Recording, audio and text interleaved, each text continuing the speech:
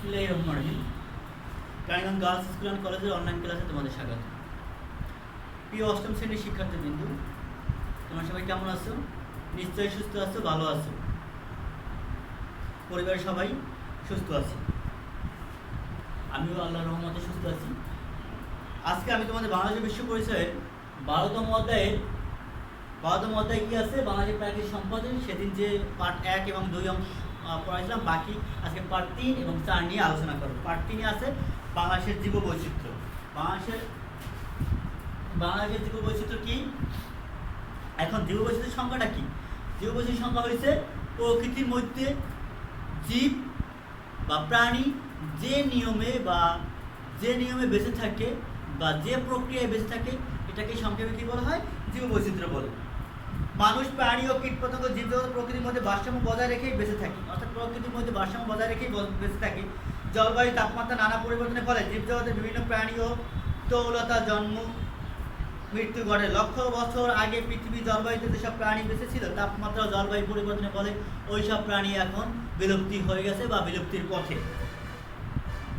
প্রকৃতির মধ্যে সব প্রাণী অস্তিত্ব, বংশবিস্তার, বিবর্ধন ভারসাম্যপূর্ণভাবে ঘটে। প্রকৃতির মধ্যে কিছু প্রাণীর অস্তিত্ব বিভিন্ন ভারসাম্যভাবে ঘটে। প্রাণীরা একে অন্যের উপর নির্ভরশীল। প্রাণীরা কি একে অন্যের উপর নির্ভরশীল?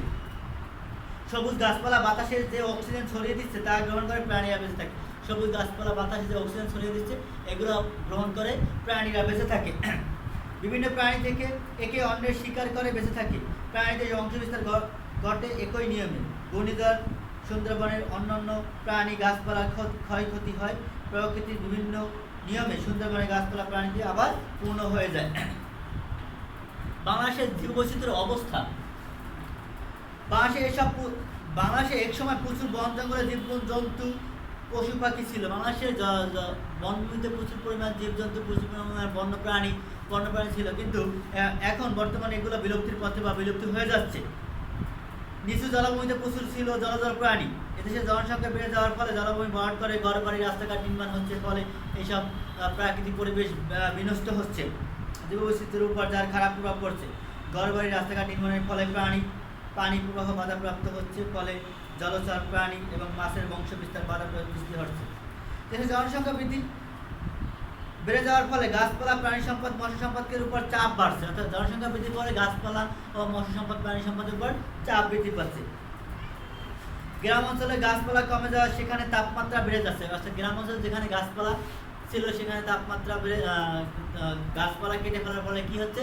তাপমাত্রা বৃদ্ধি পাচ্ছে, ফলে বিশ্ব উষ্ণায়ন বৃদ্ধি পাচ্ছে, ফলে উষ্ণতা বৃদ্ধি পাচ্ছে।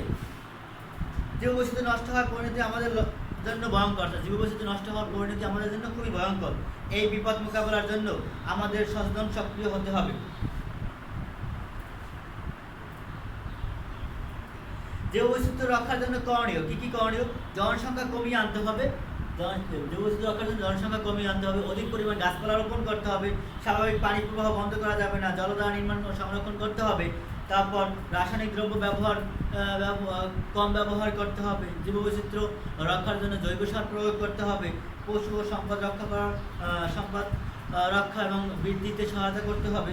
জীববৈচিত্র্য রক্ষার জন্য সরকারি ব্যক্তি পর্যায়ে সর্বোচ্চ সতর্কতা গ্রহণ করতে হবে। অপ্রয়োজনীয় সার ও কীটনাশক ব্যবহার করা যাবে না। কৃষি উৎপাদনের জীববৈচিত্র্য রক্ষার নীতি অনুসরণ করতে হবে। এইগুলো যদি আমরা করতে পারি, তাহলে আমাদের বাংলাদেশের জীববৈচিত্র্য সংরক্ষণ রক্ষা পাবে। এরপর দেখো, এবার পার্ট 2-তে, পার্ট 4-এ কি আছে? বাংলাদেশের প্রধান শিল্প। বাংলাদেশে অনেকগুলো শিল্প রয়েছে। এর ভিতরে প্রধান যে শিল্পগুলো আছে, শিল্পগুলো নিয়ে এখন আলোচনা করব। বাংলাদেশের অর্থনীতির একটি গুরুত্বপূর্ণ খাত হচ্ছে এই শিল্প। দেশের অভ্যন্তরীণ জিডিপি অর্থাৎ গ্রোস ডোমেস্টিক প্রোডাক্ট এই খাতের অবদান ক্রমশ বৃদ্ধি পাচ্ছে। দেশি ও বিদেশি উদ্যোক্তারা ইতিমধ্যে বাংলাদেশের বেশ কিছু শিল্প প্রতিষ্ঠান গড়ে উঠেছে। বাংলাদেশের আর্থসামাজিক জীবনে যার ব্যাপক প্রভাব পড়েছে। পাট শিল্প। 1951 সালে সর্বপ্রথম এদেশে 1000 তাঁত নিয়ে আদমজী প্রথম পাট কল নির্মিত হয়। এদেশের এক সময় প্রধান অর্থকারী ফসল ছিল এই পাট বিক্রি করে কৃষক তার পরিবারের টাকার চাহিদা পূরণ করত। বর্তমানে দেশে 76টি পাট কল আছে।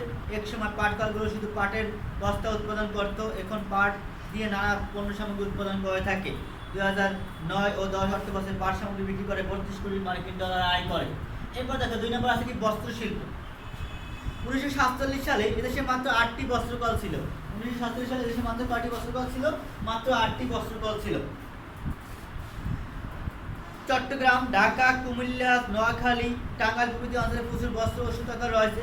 বর্তমানে এদেশে তুলনামূলকভাবে খুব কম মূলধন অধিক শ্রমিক ব্যবহার করে শিল্পের জন্য শিল্প বাড়ানো সম্ভব। শিল্প অনেক প্রাথমিক পর্যায়ে বস্ত্র শিল্পের প্রাধান্য ছিল। 2011-12 অর্থ বছরে 172.08 মিলিয়ন কেজি সুতা এবং 56.54 মিলিয়ন মিটার সুতা কাপড় উৎপাদন করে। এরপর দেখো চিনি শিল্প। বাংলাদেশে প্রচুর আখের চাষ হয়। বাংলাদেশে প্রচুর পরিমাণে আখের চাষ হয়। এই আখ থেকে সাধারণত চিনি উৎপাদন করা হয়। আখ থেকে চিনি ও গুড় তৈরি হয়। 1933 সালে নাটোরের গোপালপুরে প্রথম চিনি কল প্রতিষ্ঠিত হয়। নাটোরের প্রথম চিনি কল প্রতিষ্ঠিত হয় কত সালে? 1933 সালে। বর্তমানে এই দেশে 17টি চিনি কল রয়েছে। বর্তমানে কয়টি চিনি কল রয়েছে? 17টি চিনি কল রয়েছে। আমাদের দেশে চিনির চাহিদা অনুযায়ী চিনি উৎপাদিত হয় না। আমাদের দেশে যে চিনির যে চাহিদা রয়েছে এই পরিমাণ চিনি বাংলাদেশে উৎপাদন হয় না। ফলে বাংলাদেশে থেকে প্রতি বছর চিনি বিদেশ থেকে আমদানি করতে হয়। 2011-12 অর্থ বছরে আমাদের চিনি উৎপাদনের পরিমাণ ছিল 69.31 হাজার মেট্রিক টন। এরপর দেখো পোশাক শিল্প। সম্প্রতিকালে বাংলাদেশের তৈরি পোশাক শিল্প উল্লেখযোগ্য অগ্রগতির দিকে আসছে। বাংলাদেশের মোট রপ্তানি শতকরা 42% এই পোশাক শিল্প থেকে আসে। অর্থাৎ এখানে পোশাক শিল্পে বাংলাদেশে অর্থনীতি অত্যন্ত গুরুত্বপূর্ণ অবদান রাখে। 40 লক্ষ নারী পুরুষ এই পোশাক কারখানায় কাজ করে, পোশাক শিল্প কাজ করে। আর এই পোশাক কোন কোন দেশে রপ্তানি করে? আমেরিকা যুক্তরাষ্ট্র, যুক্তরাজ্য, সুইডেন দেশগুলোতে রপ্তানি করে বিপুল পরিমাণ বৈদেশিক মুদ্রা অর্জন করে। 2012 অর্থ বছর মার্চ পর্যন্ত বাংলাদেশের তৈরি পোশাক থেকে 8,090 কোটি মার্কিন ডলার আয় করে। এরপর দেখো কাগজ শিল্প। কাগজ শিল্প আমাদের দেশের একটি গুরুত্বপূর্ণ শিল্প। প্রচুর পরিমাণ এখানে জনসংখ্যা অনেক বেশি, এজন্য ছাত্রছাত্রীর পরিমাণের সংখ্যা বেশি। 1953 সালে সর্বপ্রথম কর্ণফুলী কাগজের কল স্থাপিত হয়। চন্দ্রকোনায় কর্ণফুলী কাগজের স্থাপনের মধ্যে দিয়ে দেশের প্রথম কাগজের কল যাত্রা শুরু করে। স্থানীয় বাঁশ ও বেতের ব্যবহার করে কাগজ উৎপাদন শুরু করে। স্থানীয় বাঁশ এবং বেত ব্যবহার করে, অর্থাৎ কর্ণফুলী নদীর তীরে স্থানীয় ওখানে বাঁশ এবং বেত প্রচুর পরিমাণ জন্মবিধায় এখানে প্রথম কাগজ কল প্রতিষ্ঠিত হয়। বর্তমানে সরকারি বেসরকারিভাবে খাতে বেশ কয়েকটি কাগজের কল রয়েছে। সরকারি পর্যায়ে কর্ণফুলী, পাকশি, খুলনা, হাটবোর্ড ও নিউজ প্রিন্ট মিল ছাড়াও বেসরকারি পর্যায়ে বসুন্ধরা, মাগুরা পেপার মিলস উল্লেখযোগ্য কাগজ শিল্প প্রতিষ্ঠিত হয়। 2012-13 অর্থ বছরে আমাদের কাগজের উৎপাদনের পরিমাণ ছিল 53.16 হাজার মেট্রিক টন। এরপর দেখো সার শিল্প। বাংলাদেশে খাদ্য উৎপাদন বৃদ্ধির লক্ষ্যে রাসায়নিক সারের উদ্যোগ গ্রহণ করা হয়েছে। অর্থাৎ অধিক পরিমাণ সার প্রয়োগ করলে জমির উর্বর শক্তি নষ্ট হয়। ঠিক মতো সার প্রয়োগ না করলে জমির যে বেশি পরিমাণ কি হয়? উৎপাদনের পরিমাণ বৃদ্ধি পায় না, ফলে জমিতে সার প্রয়োগ করতে হয়। 1961 সালে সিলেটের ফেঞ্চুগঞ্জে প্রথম প্রাকৃতিক গ্যাস সার কারখানা প্রতিষ্ঠিত হয়। দেশে এখন 6টি ইউরিয়া ও একটি টিএসপি সার কারখানা রয়েছে। বাংলাদেশে সারের চাহিদা পূরণের জন্য কয়েকটি কারখানা উৎপাদন যথেষ্ট নয়। প্রতি বছর বিদেশ থেকে প্রচুর পরিমাণ সার আমদানি করতে হয়।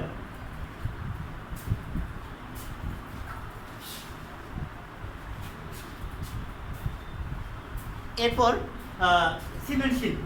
সিমেন্ট শিল্পটা কি? পাকা বাড়িঘর, দালানকোঠা তথা শহর নির্মাণে প্রচুর সিমেন্ট প্রয়োজন। অর্থাৎ পাকা বাড়িঘর, দালানকোঠা তৈরি করার জন্য, বিভিন্ন কলকারখানা প্রতিষ্ঠান করার জন্য প্রচুর পরিমাণ সিমেন্ট প্রয়োজন। সোনাপদ প্রাকৃতিক গ্যাসের সমন্বয়ে সিমেন্ট উৎপাদিত হয়। 1940 সালে সিলেটের ছাতক সিমেন্ট কারখানা স্থাপনের মাধ্যমে দেশে সিমেন্ট কারখানার যাত্রা শুরু হয়। বর্তমানে বাংলাদেশে বড় ও মাঝারি আকারের 12টি সিমেন্ট কারখানা রয়েছে। এই কারখানা দেশের মোট চাহিদার অর্ধেক সিমেন্ট উৎপাদিত হয়, বাকি অর্ধেক সিমেন্ট বিদেশ থেকে আমদানি করতে হয়। ওষুধ শিল্প বাংলাদেশের একটি সম্ভাবনাময় শিল্প হিসেবে পরিচিত।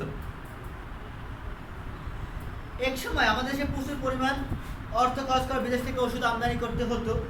এখন সরকারি ও বেসরকারি উদ্যোগে বেশ কয়েকটি ওষুধ কোম্পানি রয়েছে, তৈরি করে দেশের চাহিদা পূরণ করে বিদেশে ওষুধ রপ্তানি করা হয়। এই শিল্প হিসেবে ওষুধের সম্ভাবনার কথাই সকলের এখন গুরুত্বের সঙ্গে ভাবছে। 2011-12 অর্থ বছরে 20 কোটি টাকার ওষুধ রপ্তানি করা হয়েছে। এরপর দেখো চামড়া শিল্প। বাংলাদেশে প্রচুর গরু, ছাগল, মহিষ পালন করা হয়। দেশের বহু এদেশে বহু আগে থেকে চামড়া ও ট্যানারি শিল্প আমাদের দেশে বহু আগে থেকে চামড়া ও ট্যানারি শিল্প গড়ে উঠেছে। জুতা ব্যাগ তৈরিতে চামড়া শিল্পের জুড়ি নেই। এখন বাংলাদেশের কিছু সংখ্যক চামড়া শিল্প কারখানা তৈরি হয়েছে, যেগুলো দেশের গরু, ছাগল ও মহিষের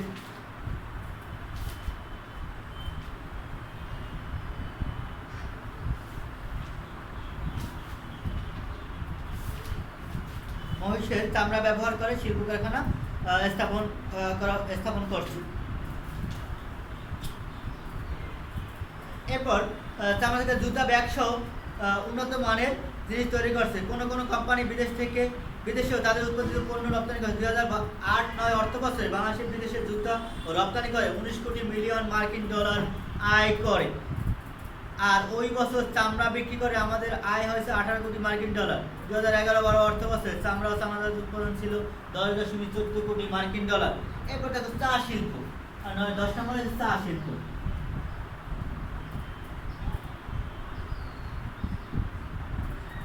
চা শিল্প, চা বাংলাদেশের অতি পুরাতন শিল্পের মধ্যে একটি। সিলেটের অঞ্চলে প্রচুর উৎপাদিত হয়। সিলেট অঞ্চলে প্রচুর পরিমাণ চা উৎপাদিত হয়। এছাড়া পার্বত্য চট্টগ্রাম, দিনাজপুর, পঞ্চগড় বর্তমানে চা চাষ হচ্ছে। চা পাতা প্রক্রিয়াজাতকরণের মাধ্যমে চা পানের উপযোগী করা হয়। বাংলাদেশের নিজেদের চাহিদা পূরণ করে বিদেশেও চা রপ্তানি করা হয়ে থাকে। 2011-12 অর্থ বছরে 61.01 হাজার মেট্রিক টন চা উৎপাদিত হয়েছে। তুলা, তারপর 11 নম্বর কি তুলা শিল্প।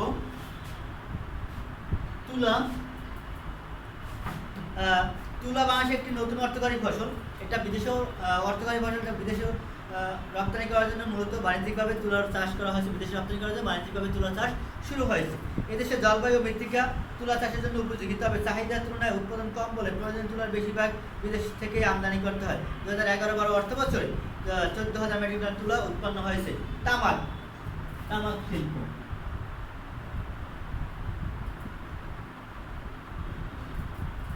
তামাক শিল্প বলতে কি বোঝায় দেখো, বাংলাদেশের প্রায় সব অঞ্চলেই কিছু না কিছু তামাকের চাষ হয়। বাংলাদেশের সব অঞ্চলে কিছু না কিছু তামাকের চাষ হয়। বাংলাদেশের শীতকালে তামাকের চাষ হয়, কোন সময় শীত ঋতুতে তামাকের চাষ হয়।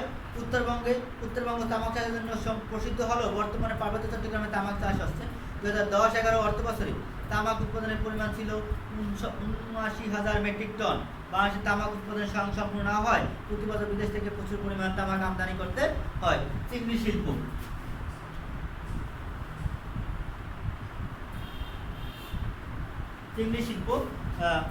বাংলাদেশের অর্থনীতিতে চিংড়ি মাছের গুরুত্ব রয়েছে। বর্তমানে বাংলাদেশের চিংড়ি অন্যতম বৈদেশিক মুদ্রা অর্জনকারী পণ্য। তাই চিংড়িকে বাংলাদেশের সাদা সোনা বলা হয়। চিংড়ি অবজেক্টিভ হিসেবে আসতে পারে, চিংড়িকে কি সোনা বলা হয়? সাদা সোনা বলা হয়। বাংলাদেশের সাদা সোনা কি? অপশন থাকতে পারে চিংড়ি মাছ, ইলিশ মাছ, আর দুইটা অপশন থাকবে। তাহলে উত্তর হবে সাদা সোনা কি? চিংড়ি মাছকে সাদা সোনা বলা হয়। 2014-15 অর্থ বছরে চিংড়ি মাছের উৎপাদন ছিল 2.27 লক্ষ মেট্রিক টন। এছাড়া বাংলাদেশে নানা ধরনের ছোট মাঝারি শিল্প রয়েছে। এগুলো হচ্ছে বৃহত্তর প্রধান যে শিল্প।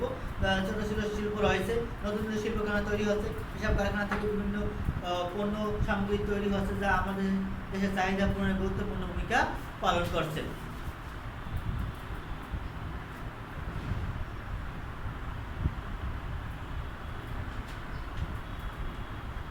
এরপর দেখো আর্থসামাজিক উন্নয়নে এই শিল্পের অবদান। আর্থসামাজিক উন্নয়নে বাংলাদেশের কৃষি উন্নয়নে কী কী অবদান? বর্তমানে শিল্প ব্যবস্থা দ্রুত শিল্প উন্নয়ন ঘটছে। এটা হচ্ছে 5 পার্ট, 4 ও 5। তাহলে পাঁচে কি হচ্ছে? বাংলাদেশের আর্থসামাজিক উন্নয়নে শিল্পের কী কী অবদান রয়েছে। এখানে সেজন্য পণ্য তারা ব্যবসা বাণিজ্য করে জীবন নির্বাহ করছে। শিল্পের বিকাশে মানুষের উদ্যোগ, পুঁজি, গবেষণা, অভিজ্ঞতার প্রধান ভূমিকা পালন করছে। এই সকল রাষ্ট্রসমূহ দ্রুত শিল্পায়ন ঘটানোর জন্য উদার নীতিমালা গ্রহণ করেছে। বর্তমানে প্রযুক্তি ব্যবহার করে শিল্প উন্নয়ন করছে, ফলে শিল্পের দিকে আস্তে আস্তে অগ্রগতি হচ্ছে। এখন বাংলাদেশে কী কী অবদান রাখছে দেখো, শিল্প বিকাশে কী কী প্রভাব বিস্তার করছে। শিল্প বিস্তার কী কী প্রভাব বিস্তার করছে তা দেখো। বাংলাদেশের জনসংখ্যার চাপ অত্যন্ত বেশি। সব মানুষকে একমাত্র কৃষি স্বাস্থ্যতা দিয়ে সক্ষম নয়। এই অবস্থায় কলকারখানা কাজ করে শ্রমজীবী পরিবারের দারিদ্র গোছানো সম্ভব হচ্ছে। অনেক দক্ষতা অভিজ্ঞতা অর্জন করে ভালো বেতনে চাকরি করছে। এভাবে কৃষির বাইরেও অসংখ্য মানুষের মানুষের জীবন জীবিকা নির্বাহ করার সুযোগ সৃষ্টি হচ্ছে। বাংলাদেশে একমাত্র গার্মেন্টস শিল্পে প্রায় 40 লক্ষ নারী পুরুষ কাজ করছে। তারা স্বাবলম্বী মানুষ হিসেবে গড়ে উঠছে। অনেকেই কাজের পাশাপাশি লেখাপড়া প্রশিক্ষণ নিয়ে অধিকতর দক্ষতা অর্জন করেছে। নিজেদের সন্তানদের তারা পড়ালেখার মাধ্যমে যোগ্য নাগরিক হিসেবে গড়ে তোলার চেষ্টা করছে। শুধু গার্মেন্টস নয়, অন্যান্য খাতেও গ্রাম থেকে আসা সকল লক্ষ লক্ষ মানুষ তাদের জীবিকা সংস্থান করছে। এভাবে শিল্প প্রযুক্তির সংস্পর্শে এসে তারা যেমন একদিকে তাদের অর্থনৈতিক অবস্থার পরিবর্তন করার চেষ্টা করছে, অন্যদিকে সামাজিকভাবে তারা নতুন আবাসন, শিক্ষা, চিকিৎসা, বিজ্ঞানের সুযোগে কাজে লাগাচ্ছে। এতে দেশের আর্থসামাজিক অবস্থার দ্রুত পরিবর্তন ঘটছে। শহরে অতি দরিদ্রের চেয়ে নিম্নবিত্ত, মধ্যবিত্ত, উচ্চবিত্তের সংখ্যা বৃদ্ধি পাচ্ছে। চাকরি, ব্যবসা বাণিজ্য, শিক্ষকতা, আইন, পেশা নতুন নতুন পেশার মাধ্যমে যুক্ত হচ্ছে। মানুষ এভাবে শিল্প প্রযুক্তির সঙ্গে যুক্ত হয়ে আর্থসামাজিক জীবন ব্যবস্থা গড়ে তুলছে। তাকে আমরা সংক্ষেপে আধুনিক জীবন ব্যবস্থা বলতে পারি। অর্থাৎ আধুনিক জীবন ব্যবস্থা অর্থাৎ প্রযুক্তিকে ব্যবহার করে মানুষ এখন জীবনযাত্রার মান উন্নয়ন করছে, মাথাপিছু আয় বৃদ্ধি করছে, দেশের উন্নয়ন করছে। এগুলোকে আমরা আধুনিক জীবন ব্যবস্থা বলতে পারি। পৃথিবীর উন্নত দেশগুলোতে শিল্পের উন্নয়ন ঘটিয়ে আর্থসামাজিক ব্যবস্থা গড়ে তুলতে সক্ষম হয়েছে। এখন শিল্প, তথ্য প্রযুক্তি, বিজ্ঞানের দ্রুত প্রসার ঘটিয়ে আমরা উন্নত আর্থসামাজিক ব্যবস্থা গড়ে তুলতে সক্ষম হব। আমরা আমাদের এখানে দেখো এই 12 অধ্যায় বা 4-5টা পার্ট ছিল। পার্ট 1-2 গত ক্লাস আলোচনা করেছি, আজকে পার্ট 3, 4 ও 5 নিয়ে আলোচনা করলাম। এখন 3-4 পার্ট থেকে কি কি কোশ্চেন থাকতে পারে এটা আমি তোমাদের বাসায় হোমওয়ার্ক দিয়ে রাখি, তোমার বাড়িতে কাজ এগুলো করে রাখবি, ঠিক আছে? তাহলে দেখো 3 পার্টে আমাদের কি কি ছিল। বাংলাদেশের জীববৈচিত্র্য সম্পর্কে কি কি কোশ্চেন থাকতে পারে? জীববৈচিত্র্য সম্পর্কে কি কি কাজ কোশ্চেন থাকবে? বাংলাদেশের জীববৈচিত্র্য বাস্তব অবস্থা চিত্র তুলে ধরে একটি প্রতিবেদন তৈরি করবে।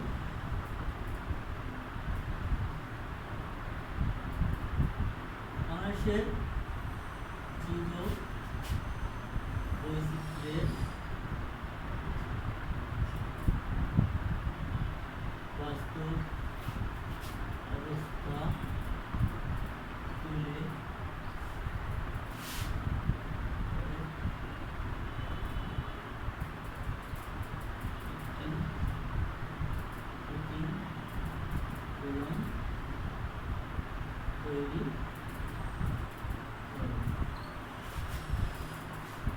এরপর পার্ট 4 কি ছিল? কৃষি, শিল্প থেকে কি কোশ্চেন আসতে পারে? শিল্প থেকে দেখো বাংলাদেশের শিল্প খাতের বাংলাদেশের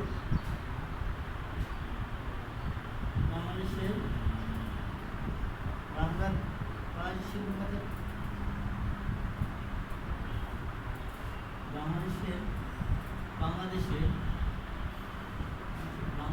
অর্থনৈতিক উন্নয়নে শিল্প খাতের বাংলাদেশের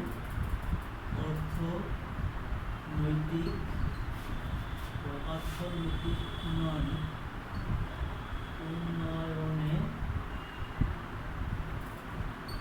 শিল্পের গুরুত্ব তৈরি পোশাক বাংলাদেশের তৈরি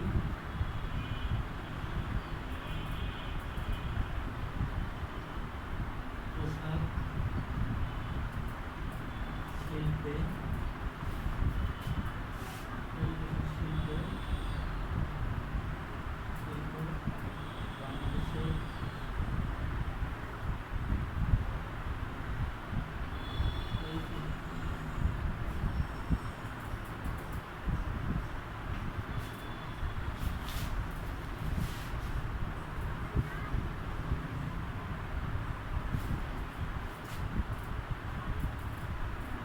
বাংলাদেশের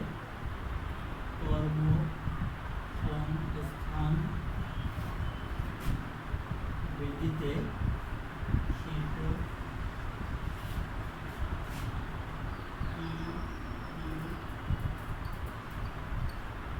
ভূমিকা